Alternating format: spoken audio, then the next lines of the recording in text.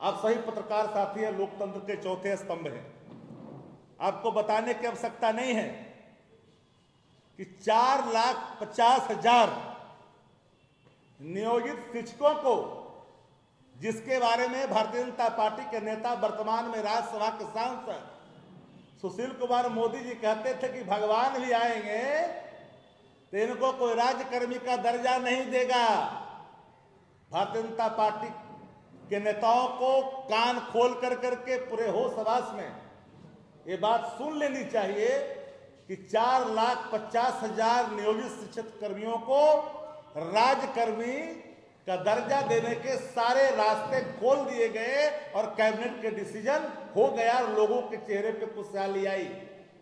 ये सारे क्रांतिकारी कदम मात्र 15 महीना के अंदर जो बिहार की सरकार तेजस्वी जी और नीतीश जी के नेतृत्व में चल रही है, संकल्प और इरादा, संकल्प और पर्व जब सरकार के नेतृत्व में समाहित हो जाता है तो जनहित से जुड़े हुए मुद्दे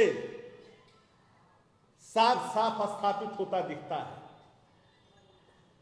अब कल्पना करिए कि तेजस्वी जी के 15 महीना के सुनहरे कालखंड को देखिए जो नीतीश जी के नेतृत्व में चल रही है, और 10 साल के उनके देखिए जिन्होंने वादा किया था 2 करोड़ का, मिला?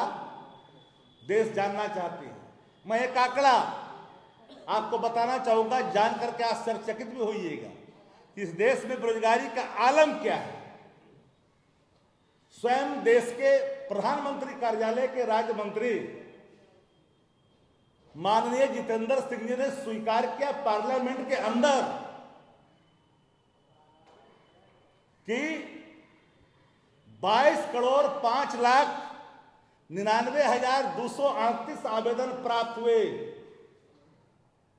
और उतने आवेदन प्राप्त होने के बाद 2014 से लेकर के 2000 आज हम लोग 24 में प्रवेश किए, नौकरियां कितनी मिली? 7,22,311। देश कितना बड़ा, आबादी कितनी, कितनी बड़ी आबादी। एक बड़ा आबादी वाला देश जहां शिक्षित रोजगार दर दर की ठोकरें खाते हैं। हमारे नेता तेजस्वी जी ने डंके की चोट पर कहा था कि बेरोजगारी महामारी का रूप ले चुका है, आपदा का रूप ले चुका है देश के अंदर में। और नौकरियों के सवाल पर 2020 के चुनाव में जनता से सीधा वोट मांगा था। और नेता की पूंजी क्या होती है? उसकी साख होती है, धन दौलत नहीं होता। और साख जो तेजस्वी जी ने स्थापित किया है जनमानस के बीच में कि तेजस्वी जी की सरकार, नीतीश जी की सरकार जो कहती है सो करती है, और तेजस्वी जी अपने वचनों को ले जाने जाते हैं, यह भी स्थापित हुआ। तो महंगाई आपने रोकी नहीं, आम आदमी परेशान है। 300 का सिलेंडर आप 1100 में बेच रहे हो। आम आदमी महंगाई की चक्की में पिस रहा है। अच्छे दिन का वादा आपने दिलाया है। 10 वर्ष आपके बीत गए, चुनाव आने वाला है 2024 का। एक बात सही पत्रकार साथी, सभी कहीं ना कहीं मध्यम वर्ग से आते हैं, निचले वर्ग से आते हैं, या जिनके पास जो वेल टू डू है वो भी उनके किचन पर भार किया है।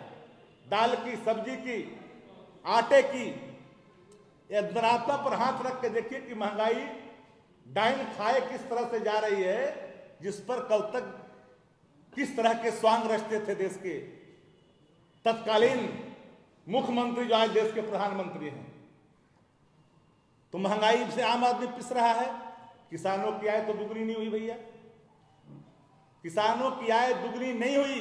2022 तक दुगनी करने का वचन लिया था। नौजवान हाशिए पे, किसान हाशिए पे, आम आदमी हाशिए पे। तो भारतीय जनता पार्टी को, केंद्र की हुकूमत को खुली चुनौती है कि भाजपा के कार्यकर्ता, भाजपा के नेता चौक चौराहों पर बहस करें। 15 महीना बनाम 10 साल पर, आम आदमी के सवाल पर, आम आदमी के सरोकार के सवाल पर, युवाओं के सरोकार के सवाल पर, किसानों के सवाल पर, महंगाई के सवाल पर, देश की गिरती हुई अर्थव्यवस्था के सवाल पर हंगर इंडेक्स में 111वां स्थान देश का, 14 में कहा था भुखमरी के मामले में, 64वां से कहा बढ़ के चला गया। डेवलपमेंट किसके लिए? आम आदमी परेशान, किसान, नौजवान सब परेशान, तो आखिर ये जा कहां रहा है? ये सारे सवालात इसलिए हमने कहा कि आदरणीय तेजस्वी जी के संकल्प और प्रण, दृढ़ निश्चय, जो अडिग इरादा उन्होंने लेकर करके सरकार में शामिल होकर के निर्णयों को नीतीश जी के नेतृत्व में, तेजस्वी जी और नीतीश जी की सरकार जो काम किया है वो आप सभी के बीच में है। और एक बिहारी होने के नाते दलगत भावना से थोड़ी ऊपर उठ करके अपने प्रोफेशन के प्रति ईमानदारी का परिचय देते हुए हर क्षेत्र में रहने वाले लोगों से, मैं किसी खास क्षेत्र पर कोई इंगित नहीं कर रहा हूं, चाहे वो किसी